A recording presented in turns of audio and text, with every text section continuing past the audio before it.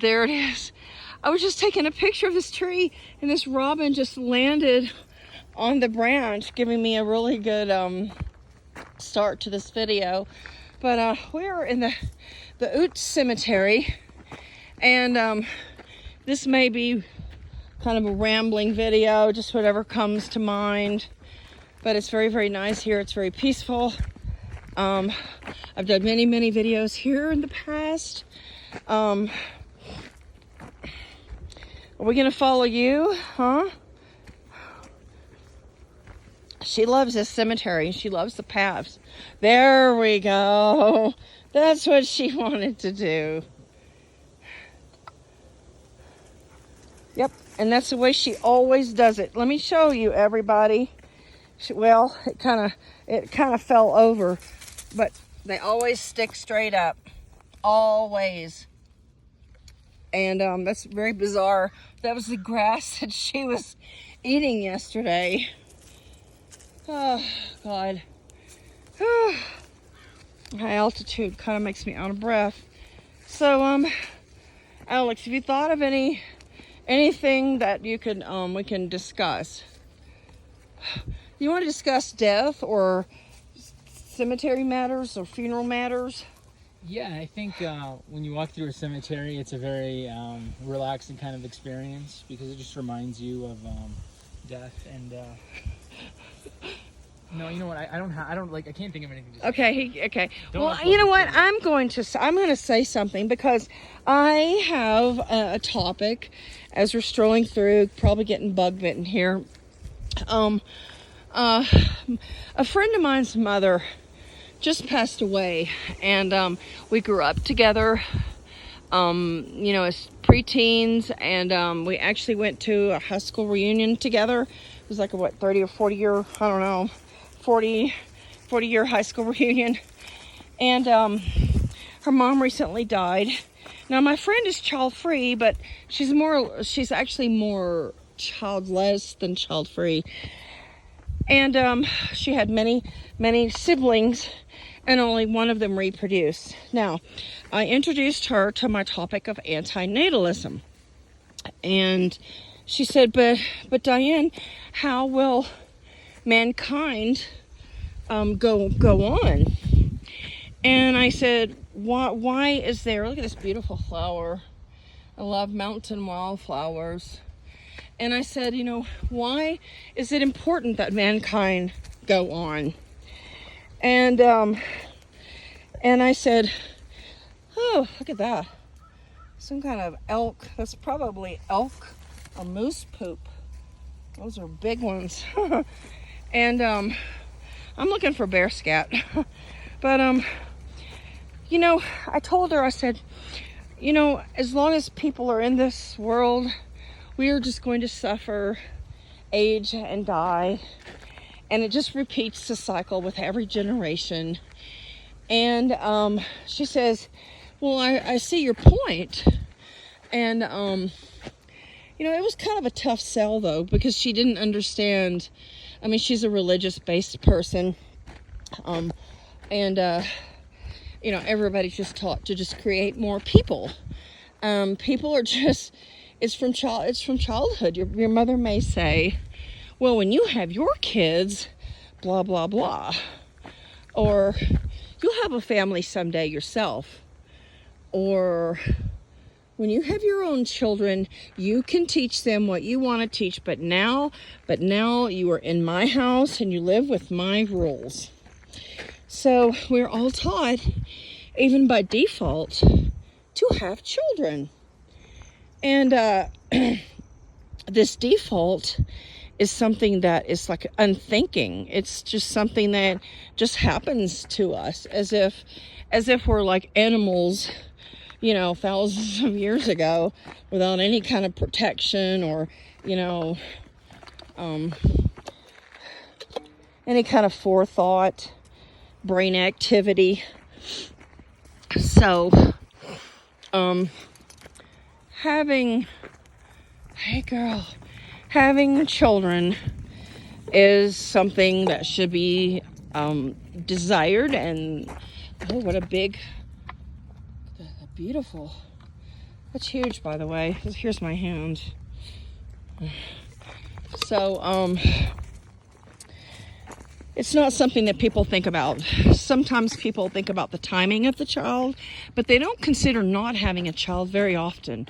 They consider when they get married, or if, they're approaching 30, a woman, will just decide to have a baby, and she won't consider the child or the impact on the child's life. She just considers her wants. And same with couples.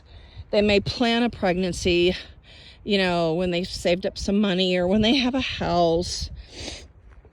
But most people do not consider not having a child. So anyway, my friend's mother was 92, and this is where you can see some bear scat. She was 92 and she died. She was in a home. She had been in a home for about 8 months. And she was a diabetic, and she had actually lost a lot of weight when she went into the home. But she was much, much heavier when she was, younger. It's pretty incredible that you can live to 92 being a diabetic and having so many health issues, heart issues. So apparently I was told she died peacefully. And, I just hope what I said to my friend left an impact. Of course, she's past the age of reproduction, and, she's not interested in having a child anymore. And I think deep down she just remained child-free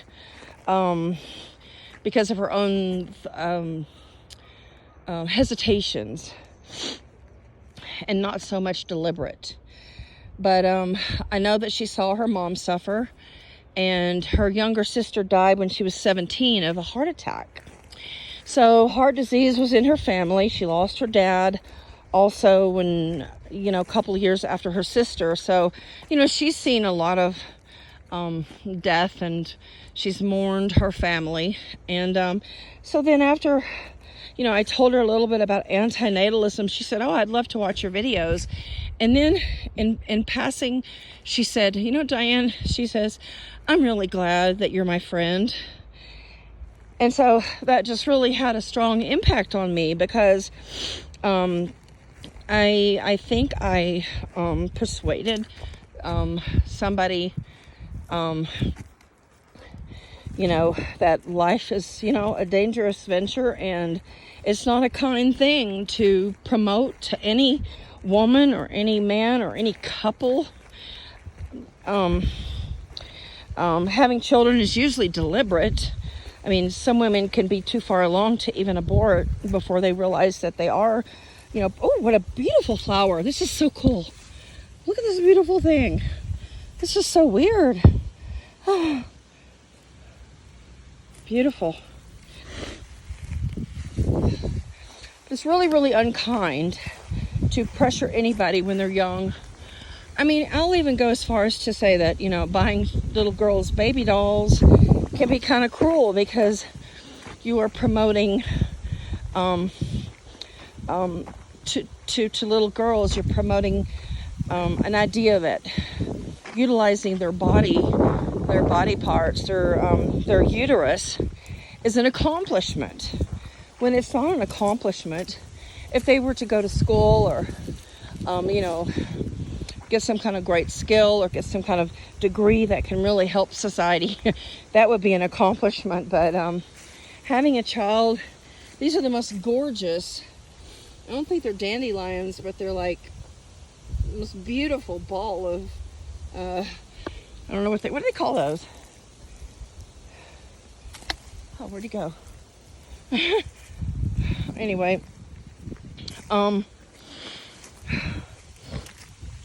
it's really cruel to pressure somebody to have a child and to reproduce. Even a man, it's like, even though he can't reproduce himself, it puts the burden on him that he pushes on his wife, eventual wife. And people have a lot of things that they want to do with their lives, whether it be rescuing animals or wildlife rehabilitation, or whether it's travel. or whether it's documentation of history or preservation of history, or whether they're a gem collector or a rock collector, or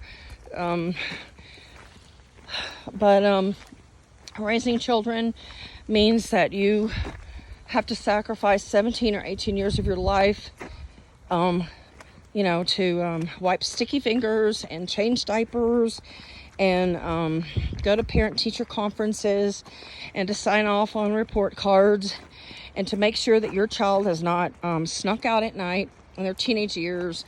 And there's just so many things to raising a child that nobody thinks about.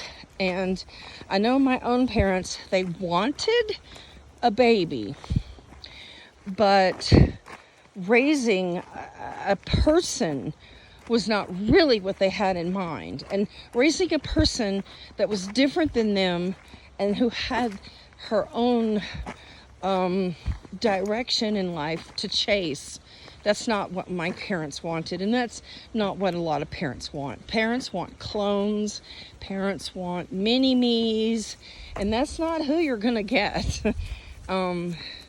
Your expectations can be shattered when you are a parent, and your disappointments can be many. So if you're watching this video and you have a little girl or a little boy, I'm just asking you not to promote reproduction and just leave it open. If your children bring up the topic, you can say, well, when you make that decision, it's a permanent decision and you've impacted somebody without their permission. And you can instruct your children on the shortcomings of parenthood, and you can tell them how much it sabotages your freedom, your growth as a human being and as an individual. So yeah, it's not what it's cracked up to be. This is as far as I've gone into these woods, actually. I know my own parents would say, raising kids is not what it's cracked up to be. That's because nobody questioned it. They just had children and then just dealt with it. So that's quite unfortunate, because a lot of us, what's that barn over there? A lot of us were here not because we were truly wanted, and not because our parents had good intentions for us, because they didn't. You cannot bring somebody into existence and have good intentions for them. That table has a funny quote you might like for the video. Huh? That table has a funny quote. Oh, let me go look at this table. You know what? This is dripping. Can you hold this? I don't want to smell like... I can't believe there's not a trash can out here. It says, Granny Mary Hawkinson has children in her head. Oh my. Whatever that means. Wow. Oh my. Yeah. It sounds like a disease, like, she's psychotic and she wants to have children and she wants to reproduce. You know what first what it meant to me was that she must have had a lot of children and grandchildren, and she loved her children, and now that she's gone, she wants more children. I don't know. If anybody has an idea on that quote, what this quote means, please jot it down below. Wanting to reproduce should be a mental health problem, and it should be diagnosed as such. Yes. It should be a mental health problem. And, we have predominant mental illness in our communities, in our world, our global world.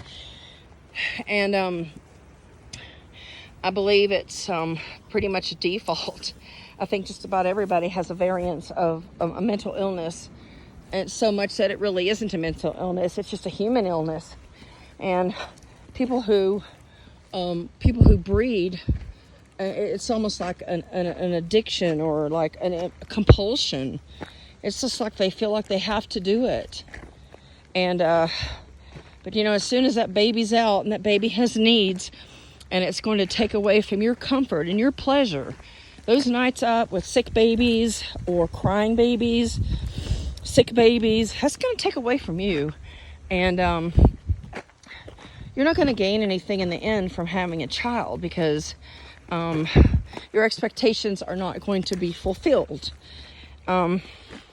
Just remember, there's a lot of parents in nursing homes and they don't have any children coming around, you know, to bring them gifts, to bring them food, to comfort them, to talk to them. Pretty much everybody is going to die alone and lonely. Do you have anything to add to this, Alex? Yeah, I think it was interesting that you mentioned the nursing homes, because I think it's kind of funny how a lot of parents have children because they want the child to care for them in old age, but sometimes parents have to care for their own children until they're 50 or 60, and children can be disabled, children can be, you know, they can land in jail, they can be absolutely fucked up. So there's just so much irony to procreation, and things just go so wrong.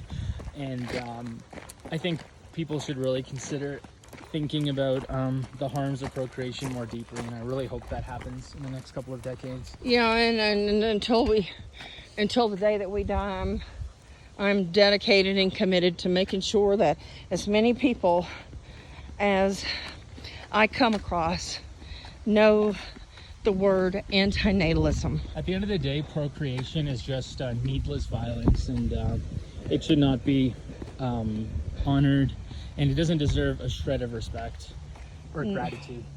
It's pretty. I like these shadows here. Yeah, procreation is violence. And this is a very cool cemetery in Aspen, and everybody should check out the cemetery. It's called UTE Cemetery. Ute Cemetery. It's Ute Cemetery, yes. Ute Park. And Valentine really liked it. I think she remembers it here. I didn't see any bear scat, but I'm gonna go back later. And finally, I want to show everybody my T-shirt. And let me. Okay, can everybody see this T-shirt here? It's a Antinatalist proud. Can you see that? Okay, so yeah. No, you turned it sideways. I don't think it's not gonna work. So anyway, Antinatalist proud. So let me tell you the story behind this. The T-shirt I bought at Target, and it was during Pride, and Target had a lot of rainbow colored items. So the T-shirt said proud on it, and you could see that the word antinatalist did not match the font. And so I took it to my trusty T-shirt maker, designer, and I just picked out the word antinatalist. I picked out a font that didn't match, but that was just kind of it was a complimentary match to the other font. And he made it happen, and so I made 2 T-shirts with this font, and I'm really happy to wear it. And it's one of those things that most people would not even like note it. I mean, they won't know the word when they see it. So, you know, I've been asked, what does that mean? Or, you know, I don't understand that word. So it gives me an opportunity to talk to them. And people who do know the word antinatalist can say, oh, yeah, I really like the philosophy. You know, I'm an antinatalist myself. I've been one ever since I, was a child or something. So that's it for this video. Look at these beautiful aspens. And I hope this video turned out really good with the start of the robin on the tree branch. And the moose poop, or whatever kind of poop. It's certainly not deer poop. So anyway, thank you for watching our video, and please like, share, and subscribe.